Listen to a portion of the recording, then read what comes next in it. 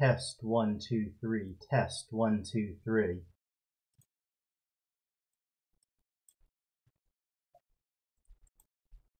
Test 1 2 3. Test 1 2 3. Okay, excellent. So I had an unfortunate oops earlier here, where I was trying to record. Unfortunately, I sounded like a damn chipmunk. So I'm gonna try this again.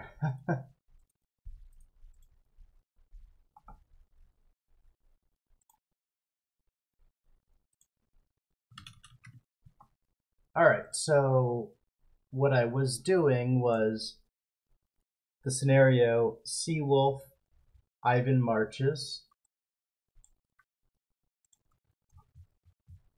and I found it to be fun. So the situation here is it takes place in 1996, and basically it is assuming that a coup takes place and basically an attempt to reestablish the Soviet Union. So what we're going to do is follow a convoy, and more specifically following any ballistic missile submarines that might be following this convoy.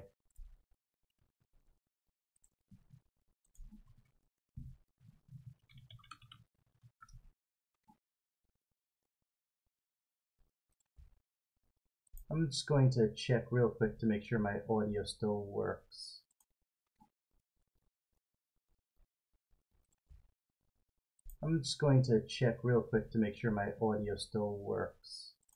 Okay, great. Before it was bad. It was sounded like... Alright, so let's head into the briefing. So a Russian task force is on its way to Cuba, and we're to make sure that Ivan is not sending any boomers with their convoy. So we need to stay clear of Russian assets, not get detected, not employ active sonar, which means the best thing we can do is go slow. Stay silent, stay deep, come up just to check and have an idea of what's going on. And that's about it. So we are here. And the exit point looks like it is 120 miles away. So we're going to start off at creep, and I'm going to come up to just over the layer. I'm ready to hit start.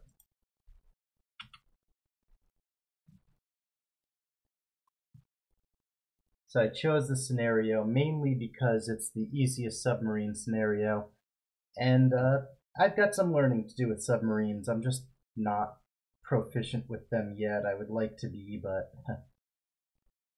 it's hard. It's a lot of information to take in, so I'm learning.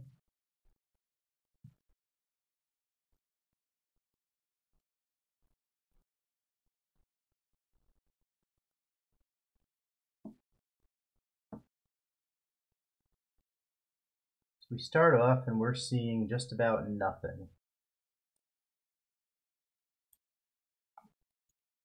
So all that I've been learning about submarines and their sonars is that all of these submarines basically have this towed sonar array which follows the submarine, and it's clear of the engines. It could see in 360 degrees around the submarine.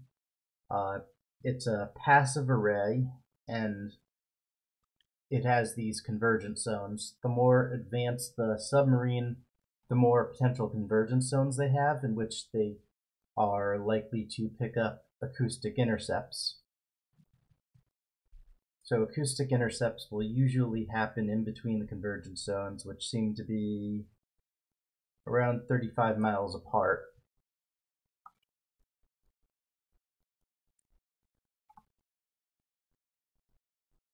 While we're waiting for contacts to come up, which I'm going to set to 5x speed, we can find out some interesting information about this. I just wish I can make this smaller. I don't want to miss something if it came up. Oh, I'm learning about my submarine, and a torpedo came in and killed me.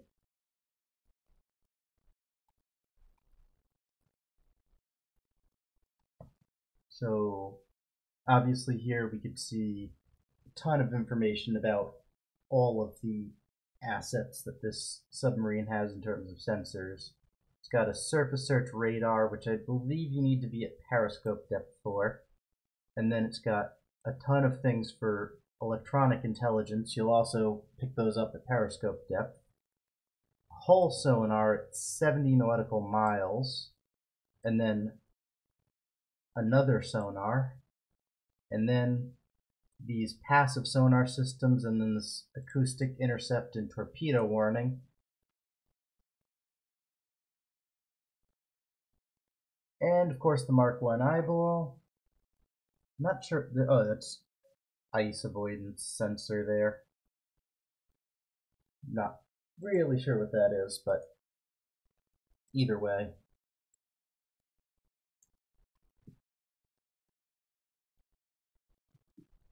But I have found that directions are important. So the submarine's engine is loud, so standing or sailing behind the submarine is likely to be disadvantageous for the person you're trailing, because they're not going to be able to hear you over their own engines, and you're going to be facing the loudest part of their submarine. The front of the submarine is going to be the hardest to ping because it's the least amount of area, where the sides, however, are going to see the best result of your hull sonar. Of course, the louder you are, the more likely you're going to be picked up. You're going to be louder when you are firing weapons, of course, as well as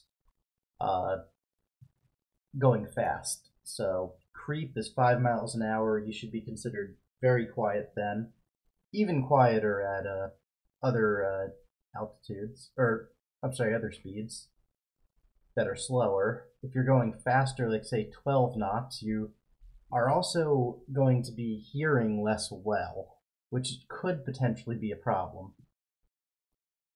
So if you just go to flank speed, you're not going to hear as well as you would if you were stopped or going at creep. I'm just going to do a quick audio check again. I really don't want that to happen again. I don't like sounding like a chipmunk. I'm just going to do a quick audio check again. I really don't want that. Excellent.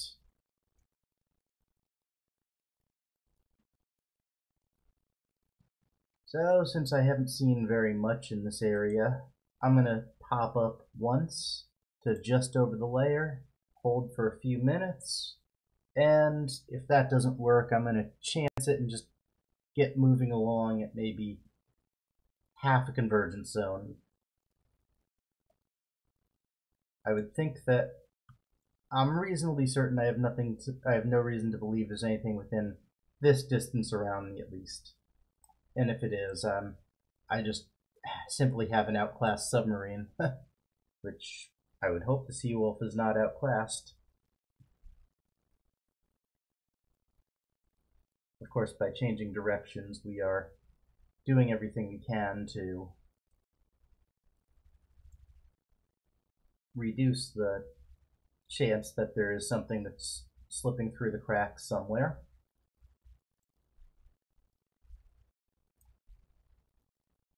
But I think it's time we decided we dived as deep as possible and just went a little bit further at, say, cruise speed.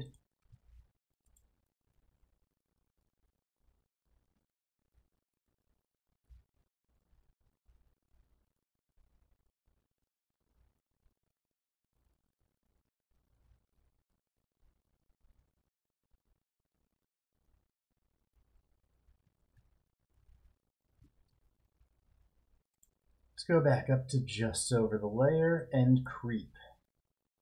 Creep being the important part there. We do like our ability to hear stuff.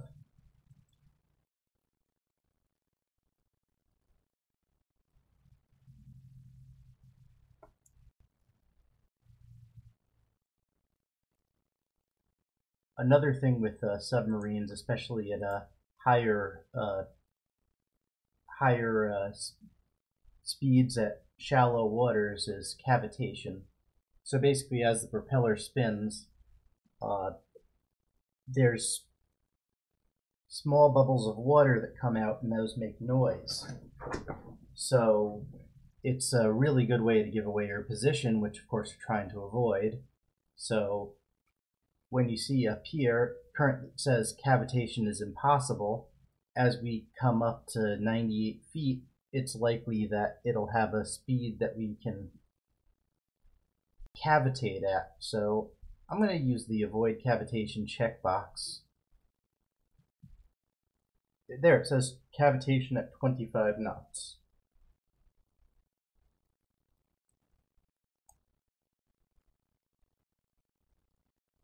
So no matter what now, I should not cavitate unless there's a torpedo in the water, which obviously if that's the case, do you want to cavitate or die? Cavitate. Alright, so it doesn't look like I see anything yet again. Just going to do my little pattern again and dive back deeper. I'm going to speed it up again.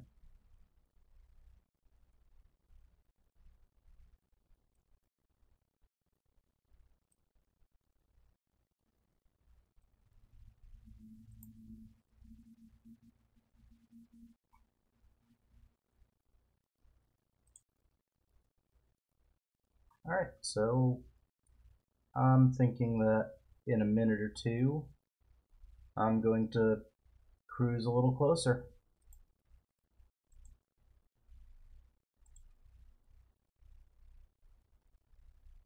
Of course, it is a risk. I'm finding it's definitely a risk to speed up, but at the same time, if you do not speed up, I find that you don't always have enough time to complete your mission just to creep the entire time. So it's a risk you have to calculate, I suppose.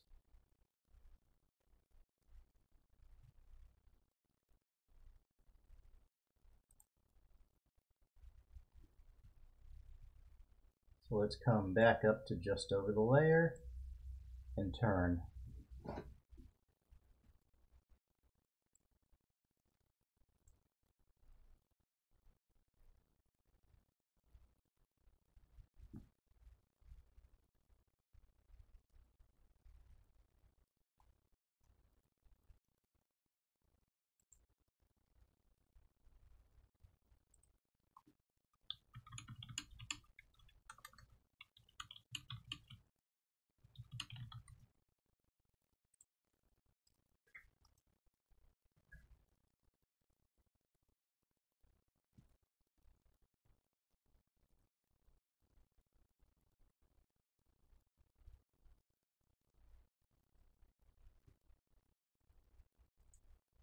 With a merchant vessel.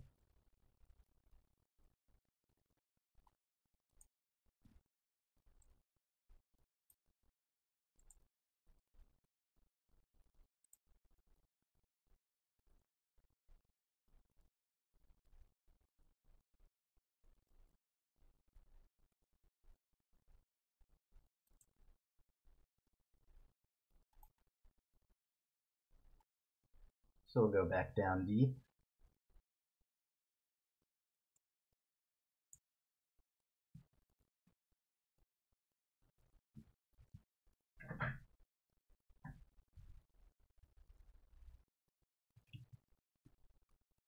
And I spotted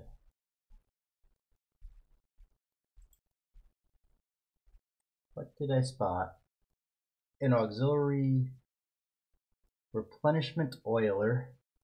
Big ship, very big, very loud, and most importantly, probably not alone.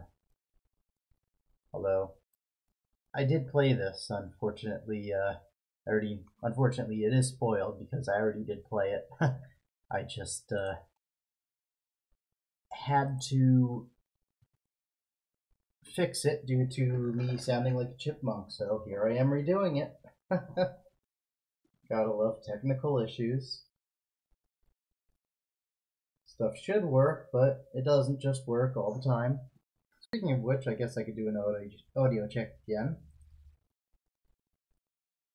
Stuff should work, but it doesn't just work all the time. Alright.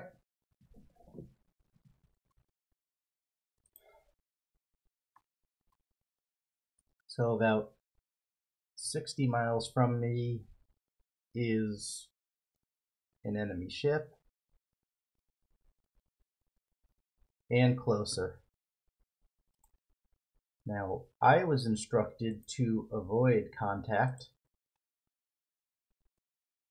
with the enemy fleet because we are after their submarines, not their ships. So, the first thing I did, which turned out to be a mistake, is I went up to periscope depth to see and have a peek. Terrible idea.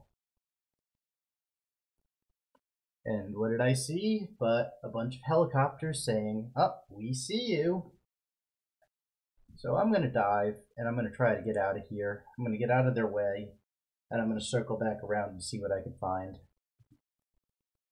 Not too keen on doing this scenario again, but I did want to stream it. I figured it would make a good stream test. I thought it was an easy enough scenario that I wouldn't embarrass myself on my first live stream like this.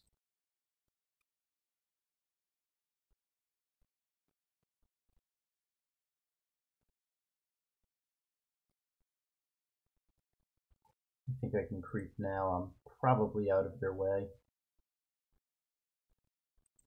And that's the Orlan. It's a nuclear-powered battle cruiser. I mean, it's a cruiser technically, but to me, if you look at the firepower it has compared to a Ticonderoga, I think it earns the designation of battle cruiser. Especially with what they're planning to do with those ships going forward. So, I mean, it has a ton of sensors on it, more so than most cruisers. It has 20 of these accurately named shipwreck missiles, which are surface skimming, supersonic. In their day, they would have been very, very, very dangerous. They had defensive ECM. Of course, I think Aegis probably would have been able to deal with this, but I do believe this came out before Aegis even. But if we look at what they're doing with these in their refits, it's kind of scary. So here, they're going to replace the 20 shipwreck missile launchers with 80 P-800 Onyx, which is the equivalent of BrahMos, or Calibers, or I think potentially even the Zircon ballistic missile. Either way, 80 is about the maximum number that a Burke can carry of Tomahawks. And it would sacrifice anti-air armament to do so. This would have more SAMs than a Burke while having all those missiles. That doesn't mean it's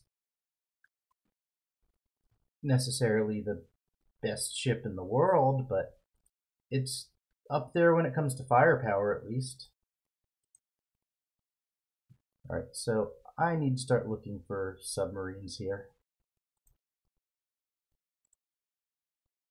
Okay, I know they've got their fleet moving out with destroyers, battle cruisers, auxiliary ships, and I don't want any part of them, but I do want to find any submarines that are trailing them.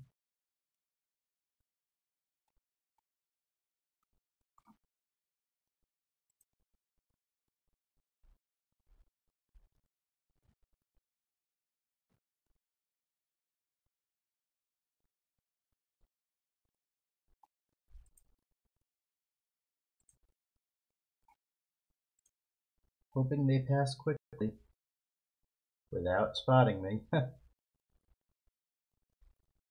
mean, 34 miles away is a little close for comfort.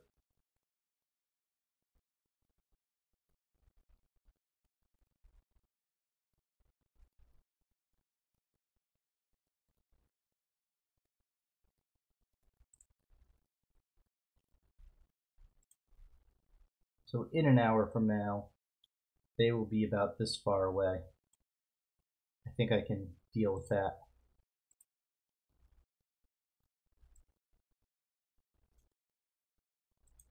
It always makes me nervous when you see the arrow suggesting the ship might be coming towards you.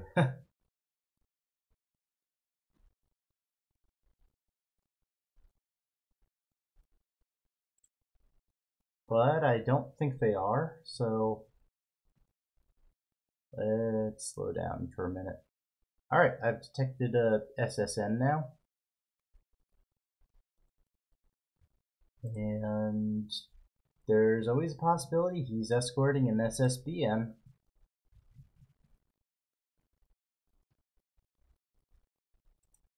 I'd like to know what altitude he's at, but probably going to need to figure that out myself. Sensors are probably not going to tell me.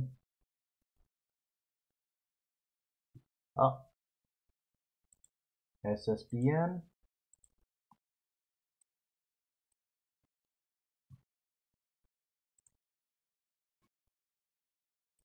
Now my goal is to see them, but not be seen in the process. But it would look like we're about 40 knots or 40 miles away from them, so I'm hoping I can detect them before they have any idea I'm here. And oh, nope. Oh, I'm sorry. Event SSBN detected has been fired. So that does not mean we've been detected, I don't believe. Good.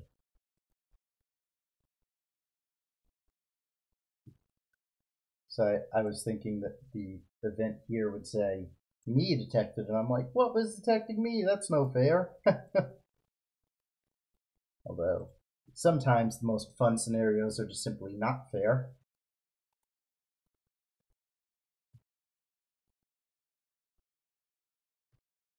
Alright, so I have classified it.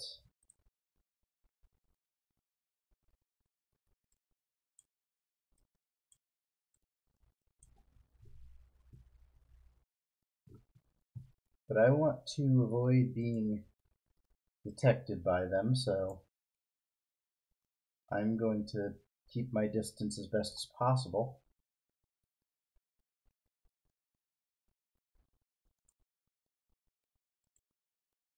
And if I'm seeing them this strongly when I'm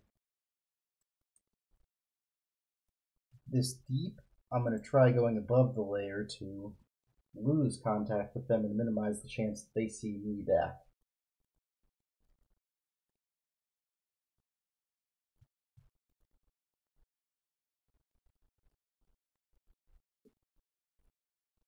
So the way that layers work, of course, is that in shallow water you would be able to see, or sorry, to hear a submarine at a certain depth, but below that depth, you would be in a different layer of water, and it makes it more difficult for sonar to penetrate. So if you had a dipping sonar, you could punch down past that layer and put the dipping sonar down lower. But then if you raised above the layer, then that dipping sonar below the layer may not be able to hear you.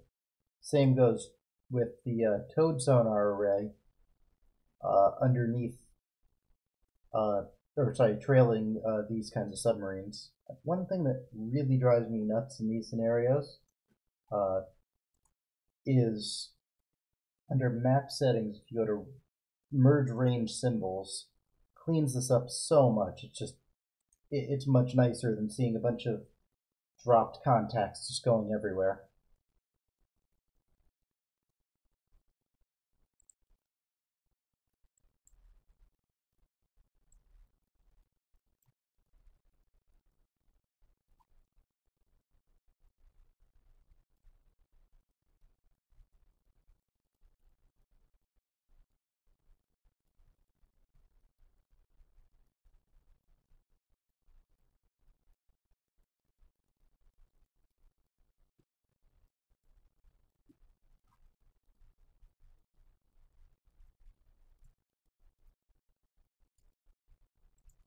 Now, these guys are going by me,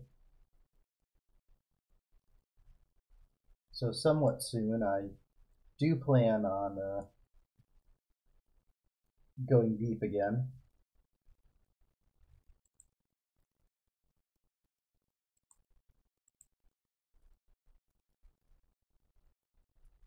And you can see here, this submarine is relatively shallow, and this one deep.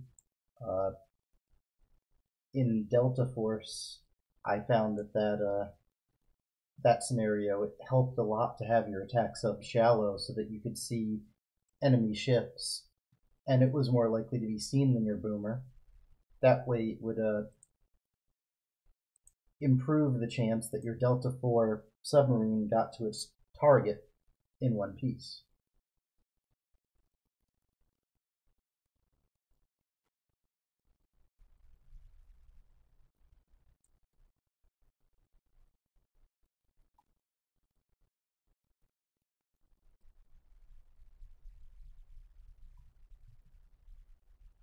I'm going to go below the layer, however, and see what I can find.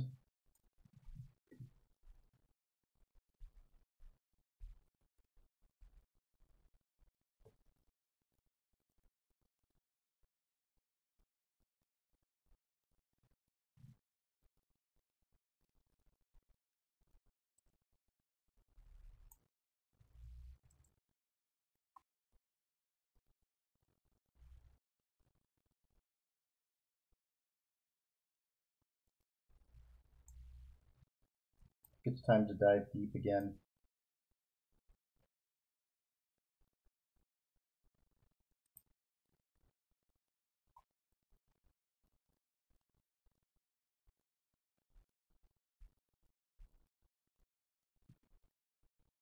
Now I'm going to take a gamble here. What I plan on doing is quickly covering this area here as best I can. So what I'm going to do is go out half a convergence zone. I've been in this area for quite some time and am reasonably certain nothing else is here.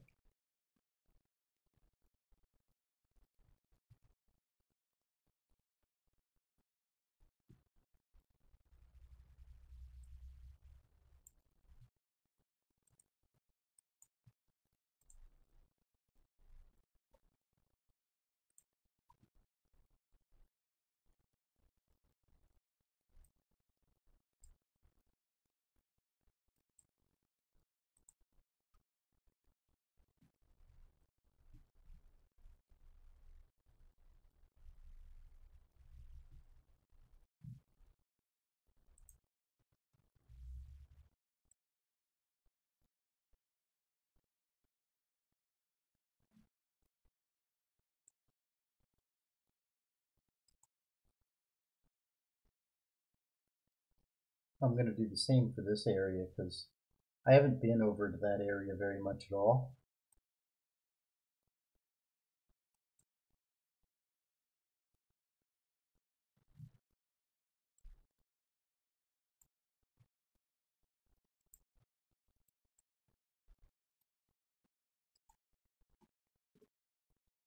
So I'm going to attempt to just clear up some space quickly. Hopefully nothing else moved into the area.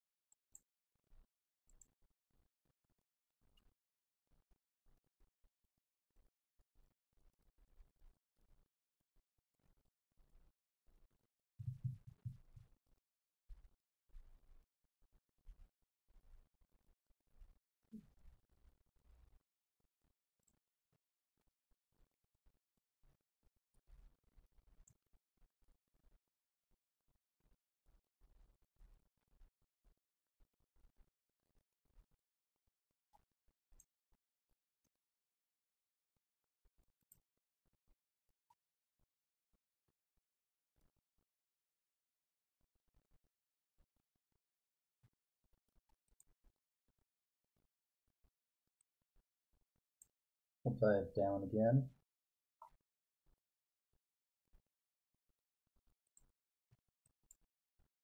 And let's cruise again just for a little while.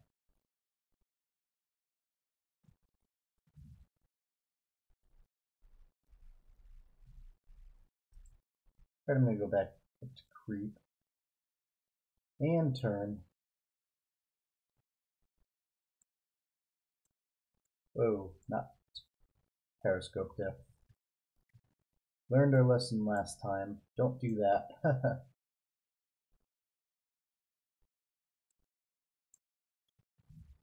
Now we're hoping to avoid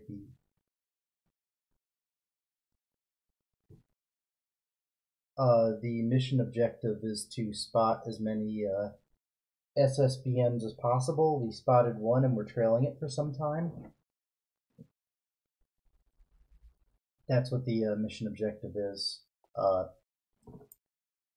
Unfortunately, we're not allowed to engage, so I slipped by it after identifying it as Typhoon and identifying it to escort as a Victor, I believe it was.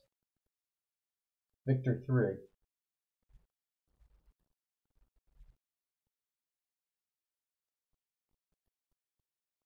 The scenario is Seawolf number 1, Ivan Marches, 1996.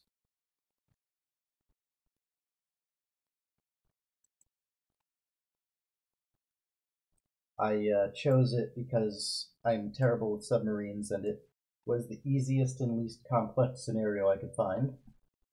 I just started the Silent Service campaign and learned that I needed to learn a lot more about submarines.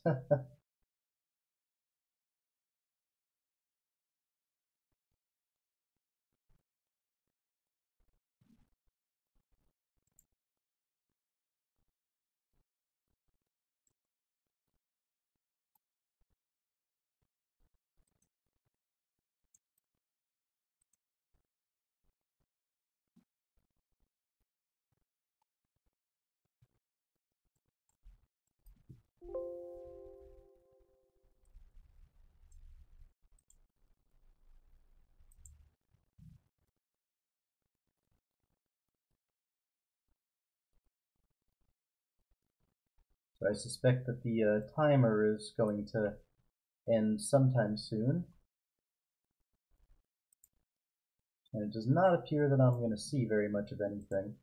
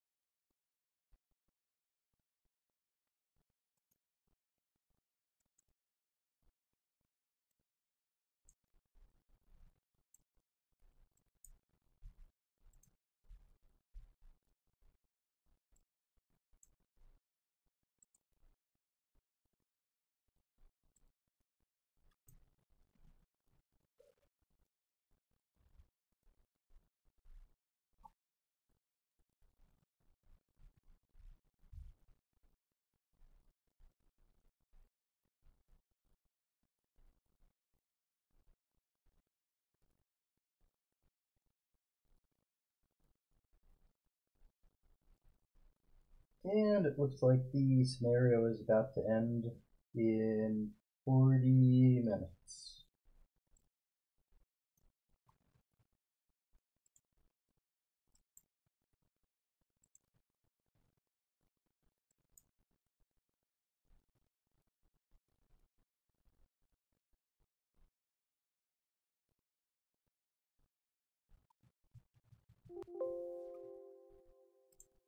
So we got a minor victory. We weren't detected this time, and we spotted the SSBN.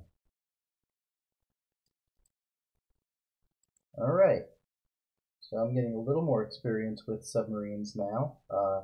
Anyone out there who watches this knows more about submarines than I do.